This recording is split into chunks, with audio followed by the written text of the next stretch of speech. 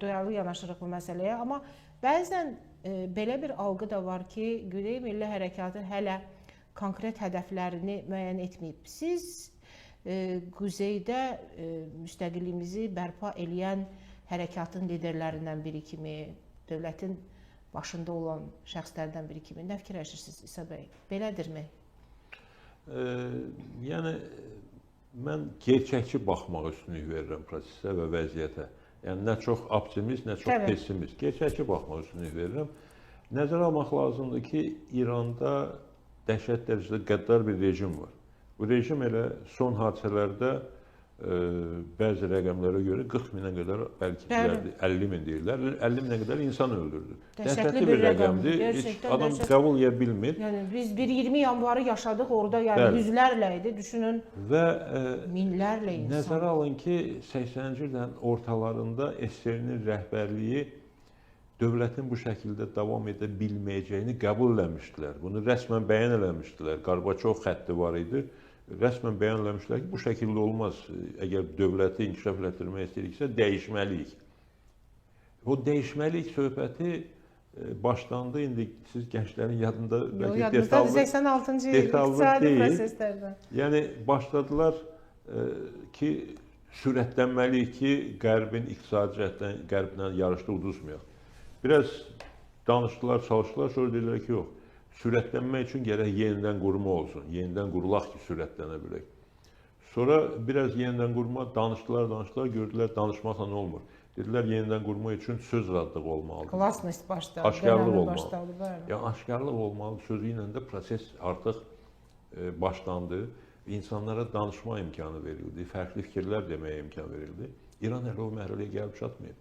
İran qəddarlığını davam elətdirir. İran bu vəziyyətdə də öz vətəndaşlarına zülm eləməyə davam edir. Ona görə də orada biz soydaşlarımızdan 1980-ci illərin ortalarında Şimali Azərbaycanda bizim etdiklərimizi gözləməyimiz düzgün olmaz. Bu mərhələ-mərhələ gedəcək. İndiki mərhələdə mən açıq fikrimi deyirəm, Güneyli soydaşlarımızın bir nömrəli vəzifəsi özlərini qorumaqdır. Özlərini qorumalıdırlar. Özlərini qabağa verib bu qəddar rejimin qurbanlarına çevrilməməlidirlər. Bu birinci vəzifədir. Ancaq eyni zamanda özünü qorxutmaq olmaz, qorxmaq olmaz, ürəkli olmaq lazımdır. Gərəkəndə mövqe ortaya qoyulmalıdır. Bu mövqe istər Quzey ilə bağlı mövqeyi ortaya qoymağı bacarmalıdır. Yadınızdadır, 44 günlük savaşda bizim Güneyli soydaşlarımız mövqe ortaya qoya bildilər. Öz hakimiyyətlərinə tələb eləyə bilirdilər ki, Ermənistana kömək eləmə, Azərbaycana dəstək verilməlidir və s. və s. Və indi də Güneyli soydaşlarımız İran rejiminin Naxçıvanı vurmasına etirazın formalarını tapmalıdır. Yumşaq formada, sakit formada. Ancaq hansısa bir şəkildə İran rejiminə çatdırılmalıdır ki, bu təkcə Quzeylilərin yox, həm də Güneylilərin etirazıdır. Bunu yol verilməzdir.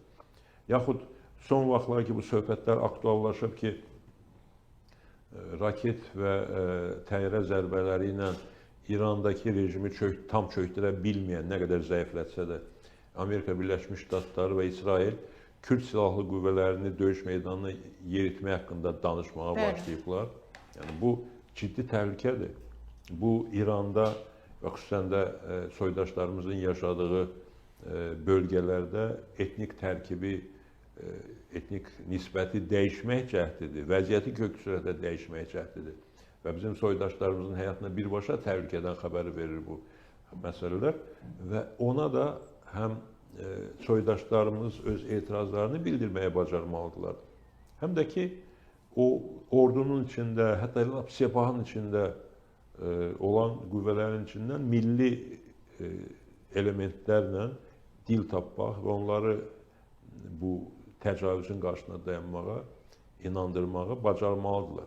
Burada təbii ki, son söz yenə də Azərbaycan və Türkiyə üzərində düşmüş olacaq. Əgər o Amerika və İsrail yanlış eləsələr və Kürd silahlı qüvvələrini meydana sürsələr, əgər İranın hakim dairələri bunun qabağını almağa qadir olmayırsa, Azərbaycanın və Türkiyənin borcudur.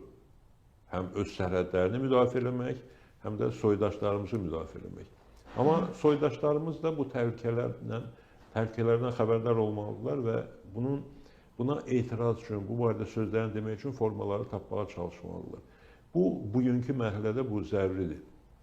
Proses getdikcə, rejim çökməyə başladıqca İranda indi dəhşətli bir zərbə dəyib onlara, çox zəifləyiblər, ancaq hələ ki sıradan çıxmayıblar. O sonraki mərhələdə təşkilatlanma, söz deyilməsi, mövqe deyilməsi ortaya çıxacaq. Mən Əjdər bəylə razıyam.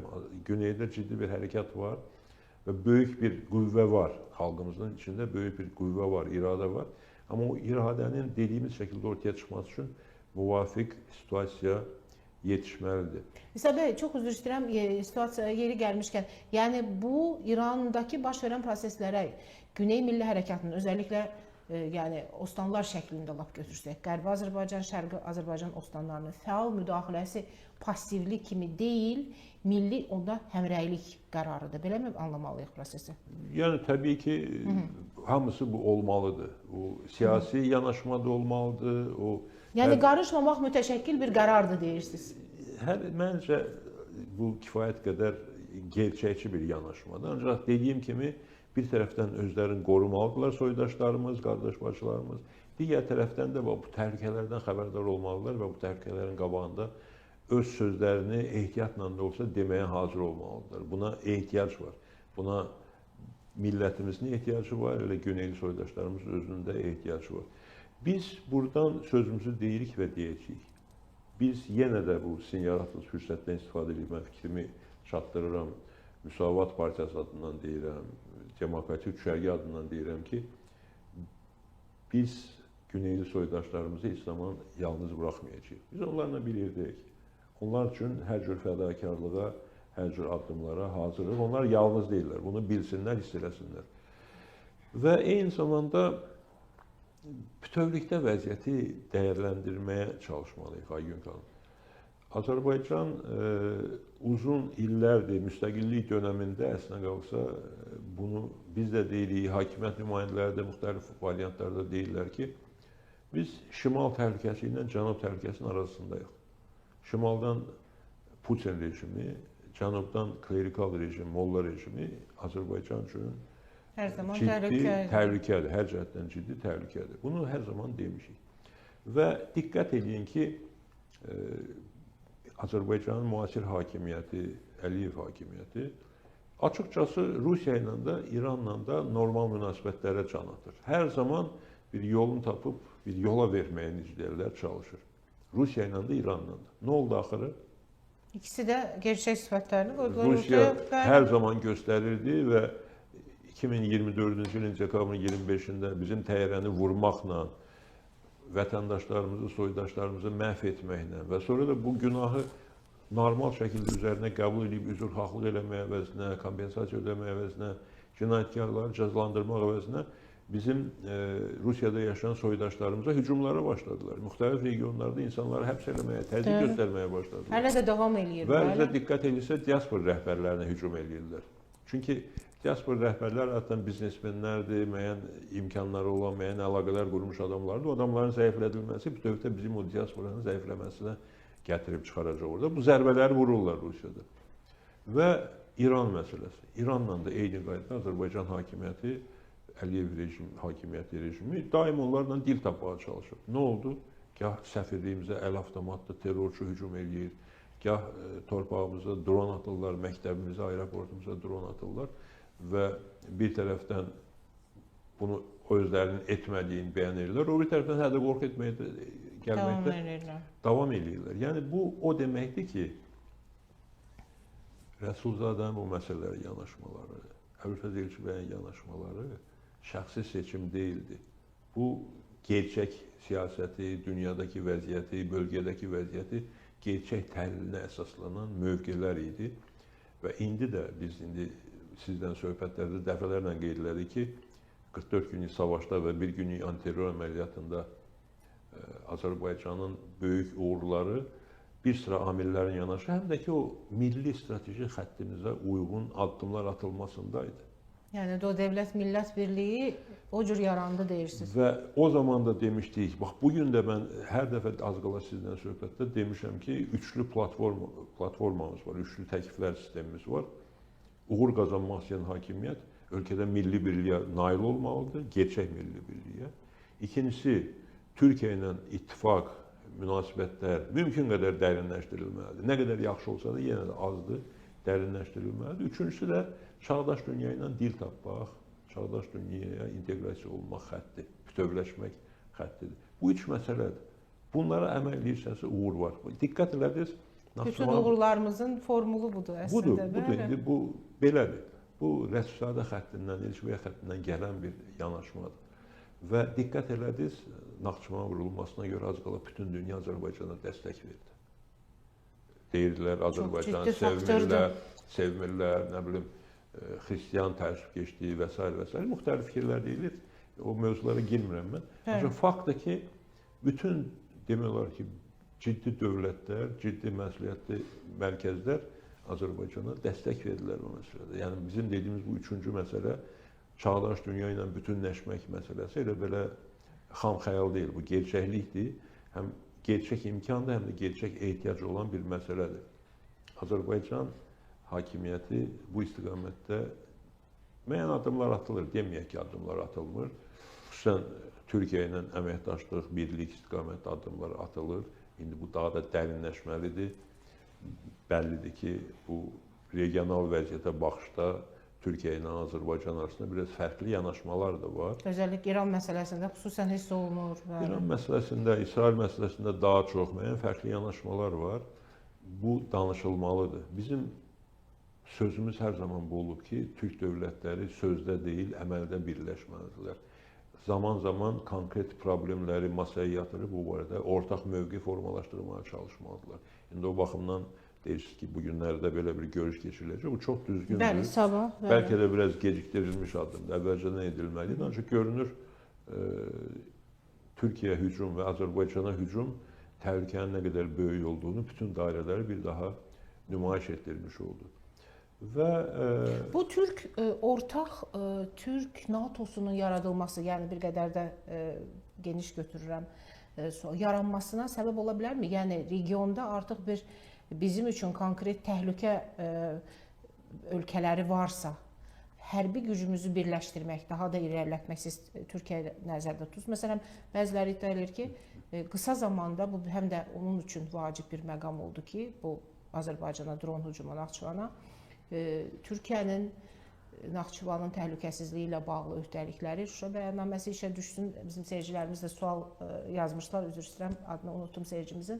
O da sual verir. Yəni Türkiyə artıq Azərbaycanda bir hərbi baza yaratması ya ümumi Türk Dövlətlər Birliyinin hərbi sahədə əməkdaşlığının dərinləşdirməsi. Bunu da zaman artıq yetişdiribmi? Bu, bilirsiniz, kifayət qədər mürəkkəb məsələdir Aygün xanım. Yəni, təbii ki, bu bizim üçün önəmli bir istiqamətdir və həddindən artıq maraqlıyıq bu istiqamətin dərinləşməsində. Ancaq eyni zamanda bütün diqqətimiz, bütün strategiyamiz yalnız bu istiqamətdə olmamalıdır. Məsələn, çox açıq bir sual verim. İndi sual da yarandı ki, niyə o Naxçıvana atılan dronlar Azərbaycan hava hücumundan müdafiə sistemləri tərəfindən tam şəkildə qarşılanmayıb? Deməli, qarşılamaq lazımdır. Deməli, ona hazırlaşmaq lazımdır. Başlayıb bu hazırlıq. İndi bir sualımı səsləndirin. Sizcə bu mərhələdə Azərbaycanın dronlardan müdafiə işinə Qazaxıstan daha çox fayda verir, yoxsa Ukrayna? Ukrayna. Şəksiz. Ukrayna o müharibənin savaşın içindədir. Ukrayna o qədər təcrübə gəlişib, Ukrayna dünyanın ən güclü ordularından birinə çevrilib. Hərbi təcrübə baxımındansa ilk dövlətlərdən biridir dünyada. Yəni o qədər güclüdür. Və xüsusən də dron sahəsində Ukraynanın hücum etmək təcrübəsi də Rusiyada haralara gedib çıxıb zərbələr vurdular. Tatarstana qədər. Müdafiə olunmaq işi də çox mükəmməl səviyyədədir. Və bu saat təsadüfi deyil ki, o İranın dronlarının hücumlarına məruz qalan ərəb ölkələri, yaxın şərq ölkələri arasında söhbət gedir ki, Ukrayna bəlkə gəlsin, burada o sistemi qurmağa kömək eləsin. Elə bugün mən Ukraynanın televiziya kanallarından birinə müsahibə verirdim. Açıq şəkildə soruşdular ki, Azərbaycan, Ukraynanın bu məsələdə iştirakına siz tərəfdarsınız, yoxsa yox? Yəni özləri də maraqlıdırlar. Çünki bilirsiniz, hər şey bir-birinə bağlıdır.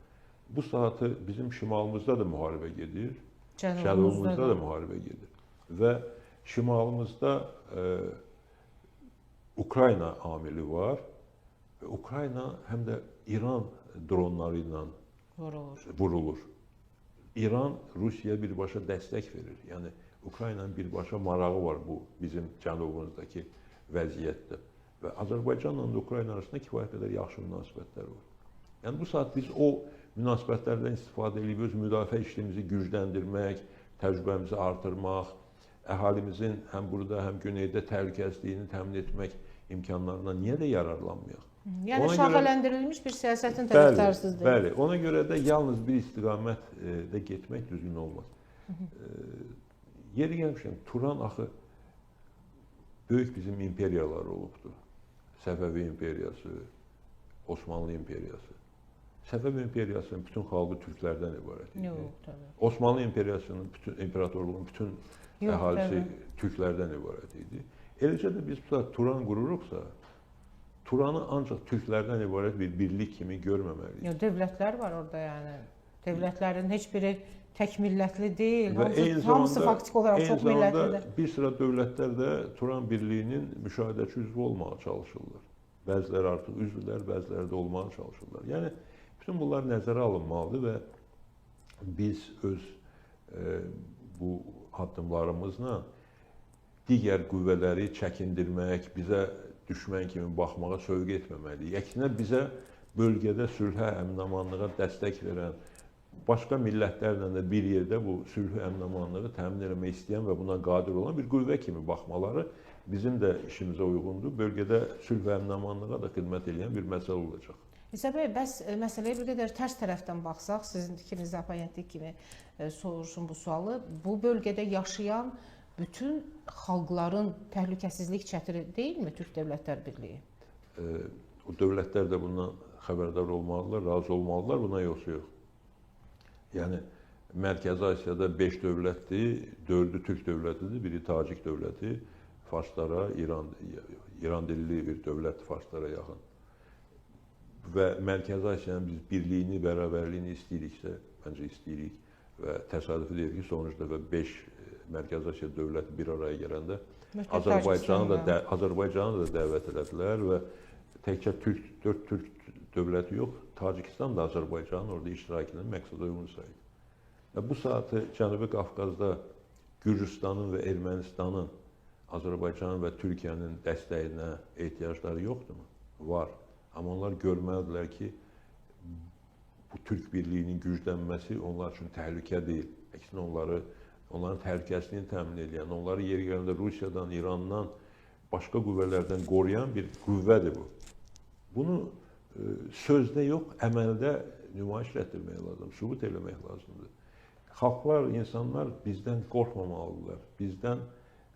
Bizim bütövlükdə bütün dövlətlərin, millətlərin, bu regiondakı sülh əmin-amanlığı xidmət eləməyimizə inanmalıdırlar, bizim səmimiyyətimizi görməlidirlər və inanmalıdırlar. Bu, yəni, mürəkkəb mövzu, təbii ki, bu mənim dediyim istiqamətlərin biridir. Digər istiqamət isə hər zaman bütün variantlara hazır olmaq, istənilən yerdən bizə zərbə dəyə biləcəyi ehtimalını da beynimizin bir ucunda saxlamaq lazımdır. Bu, müasir dövrün qaçılmaz bir gerçəkliyidir. Təşəkkür edirəm. İsa bəy, Əjdər bəyin çıxışını